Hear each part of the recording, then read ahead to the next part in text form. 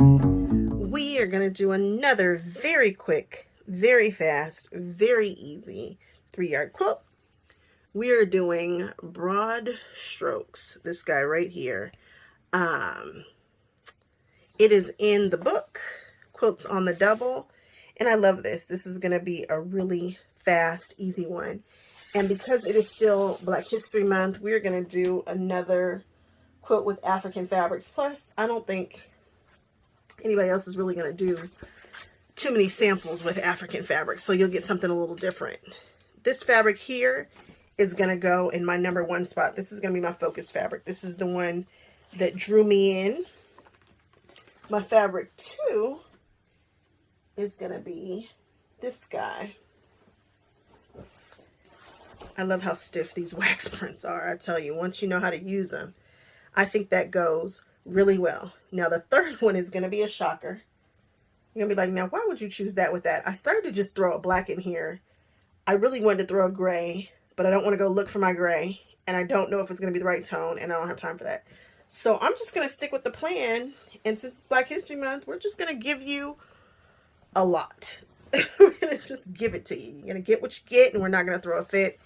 And this one here is going to go in the #3 spot. So let's cut this guy. It's a very, very simple quilt to put together. This is not going to take long at all. So I have just made an error, which is fine because I know exactly how I'm going to fix it. But when you are cutting big, huge strips like this, sometimes you need to go to the fold. So the fold is down here. So you can undo the fold and then cut your last, whatever the desired amount is from that. So the measurements, again, I can't give them to you because this is not my pattern, but I was trying to get creative and kind of move this down so that you don't get the exact same thing in the exact same place. You know, maybe it chops right here as opposed to chopping right here. So you just get some variation. And I messed around and I wasn't paying attention to the fact that I needed this fold here so that I can get the proper dimensions. Not a big deal. I'm just going to show you guys how I'm going to fix it, because I don't think that this is, no, because that has the selvage in it. These are my extra pieces. I'm going to show you guys how I'm going to fix that in just a moment. First, I'm going to iron this out and then cut this, and then I'll have my next piece.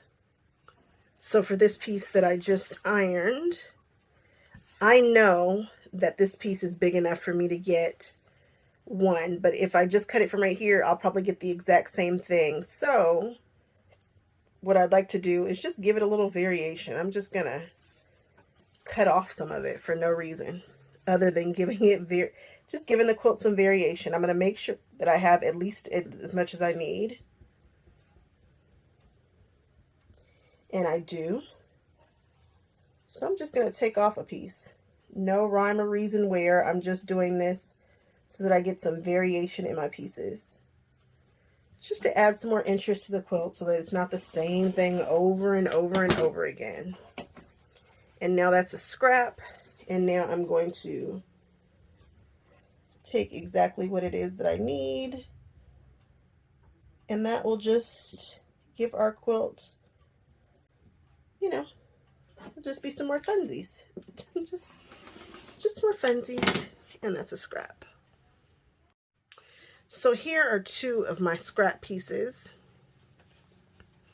And I am just going to take them and butt them up together and sew them and be okay with whatever pattern happens.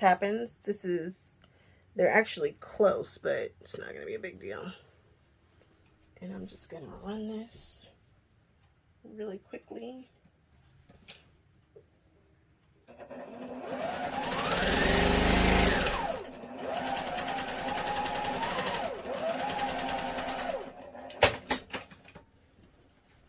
And now I'm going to press this seam open. You guys know how much I love to press a seam open. Not so much, but we're going to do it here. And I'm going to press it, and then I'm going to cut it.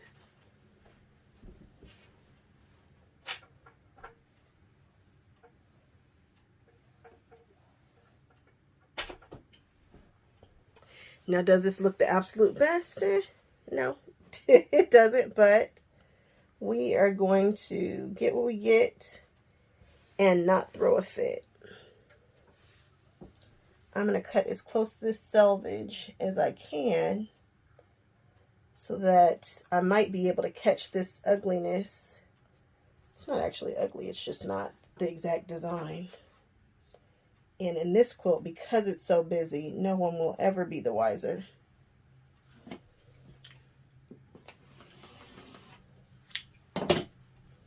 So I'm going to take off the selvage there.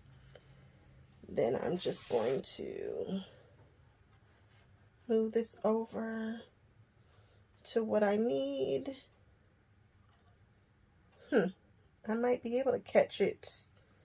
No, not really, but it'll be interesting. And now this is a scrap, and this is my block. And again, because of the design, I just don't think anybody will ever really be the wiser. Okay? Problem solved. Moving on to the next color. If you really want to make this go fast, we can power cut. Just fold this puppy in half.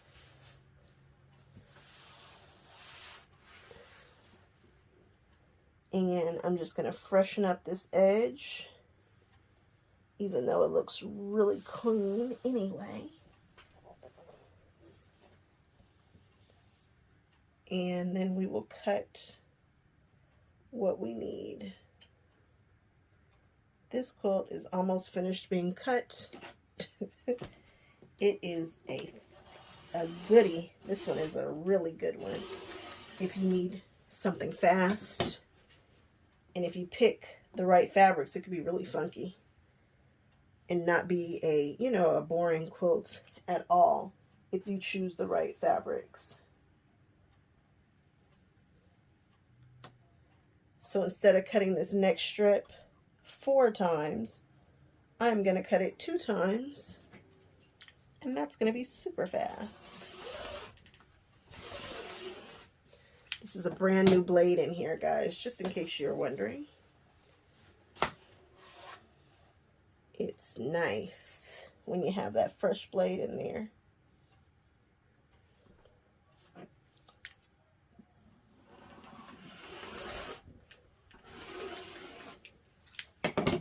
Alrighty. And that's that. And now I need these strips.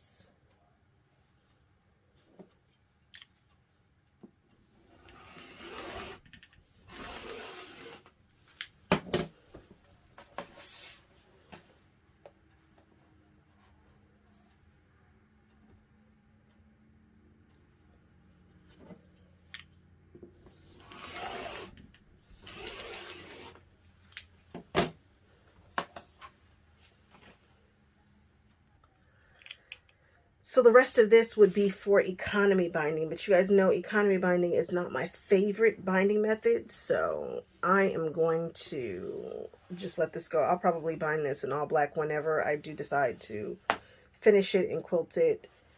This will probably go to the donation pile because it's not enough for me to do my 2 1/4 binding, which is my preferred binding method. So for this one here, if you can tell, it's leaning a little bit this way, and that's just the nature of, I think, when it prints, they don't necessarily get it dead on straight, and that's okay. That's some of the allure of the movement in the African fabric. So I straightened up this edge, even though it looks like it's not, and I took off a little more than needed because this is so close to the size that I need. I don't want anybody thinking that I just missed it. Like, I want to clearly miss it. I want to be off. So, I made sure that I'm off a little bit. This is going to be very interesting when I join these because they are not all exactly the same. So if I were smart, I would join these 2 together because they're similar, and I might be able to get something that doesn't look so disjointed. But again, it's African fabric, so I think it'll be fine no matter what I do. And you're joining them on a straightaway, not on a cross, due to the amount of fabric. So again, we're going to get what we're going to get, and we're not going to throw a fit. And now this little border strip, and then we're done cutting this quilt. This quilt could really be done in about 2 hours, maybe 3. It's probably like a 3-hour quilt if I were going to push through and do the whole thing. But I'm not. So now that we've cut all of our strips, we have some and some bigger ones and all of that. We're going to take these tiny strips that we just cut of our fabric number 3, and we're going to take one of our fabric number 2 strips, and we're going to sew one of these on either side. Well, that's pretty. All right, let's do it. So here's our tip for this one.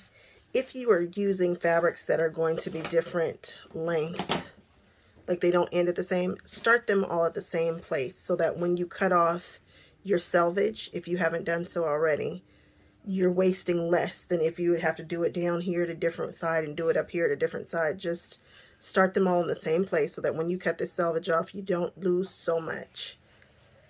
Now, for all of Fabric Cafe's patterns, they always say press everything open. I'm not a press everything open girl, and this is not a pattern where this is going to matter in the least bit. So I'm just going to press everything with these strips on top here.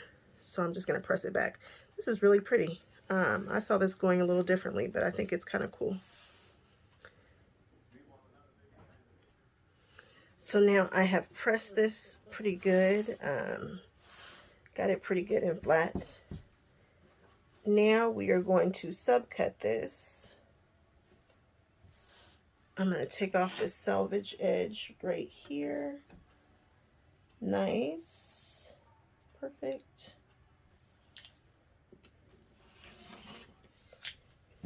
And now we are going to, like I said, subcut it. I like this ruler for this. This is actually becoming one of my favorite rulers. Okay.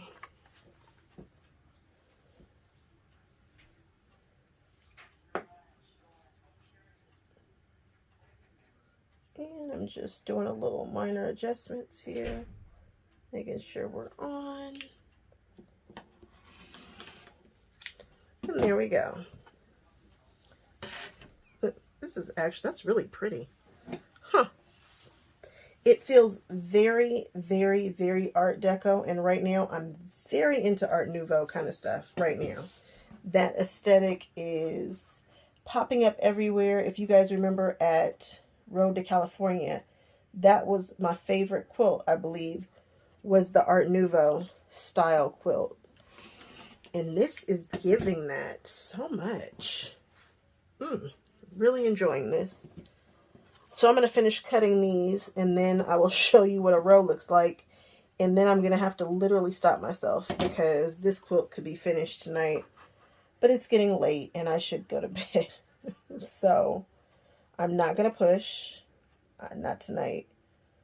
I am going to actually go to bed like a big girl. This quilt is tempting to finish. You guys have no idea how tempted I am to just knock this baby out. All right, just one more. I might as well leave you guys on with me real quick. And this is the last one. And this will go to the donation pile. In this quilt, the first block is going to be, let me grab 3 of these. 1, 2, 3, and 1, 2, 3. So this first block will be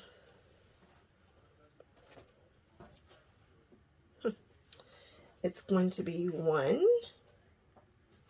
then 2, 3, and then 1, 2,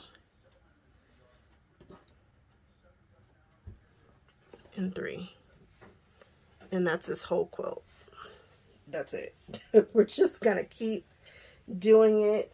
I believe the next row will start with this. Like I told you, nothing to match up here.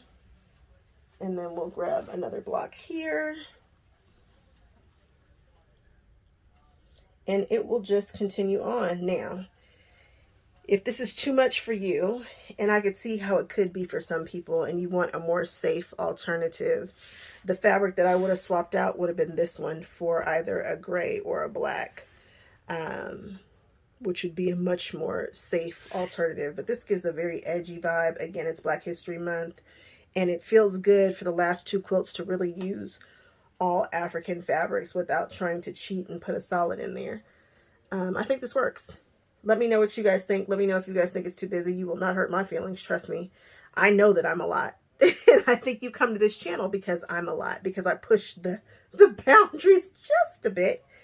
But yeah, if I were to switch out a color, or if you were to switch out this with maybe a lavender, that could be cute, maybe, depending upon how it plays with this. But anyway, that's this entire quilt, guys. So the next time you see it, it will be all pieced together. Again, there's nothing to match up. Just sew it together, together, together. And this will be a completed quilt. Not much to this one. Makes me happy. It's fast sew. Oh, and then after this, you do the borders. Maybe I will pop back in and show you what it looks like, and then show you with the first border, then the second border, then the completed quilt. That's the plan. So I have pieced these rows together, and they really are all identical, and I made sure to press all of the joining seams toward this small guy over here. And now we are just going to lay it out. And luckily, because this pattern is so easy, so fast, there's nothing to line up.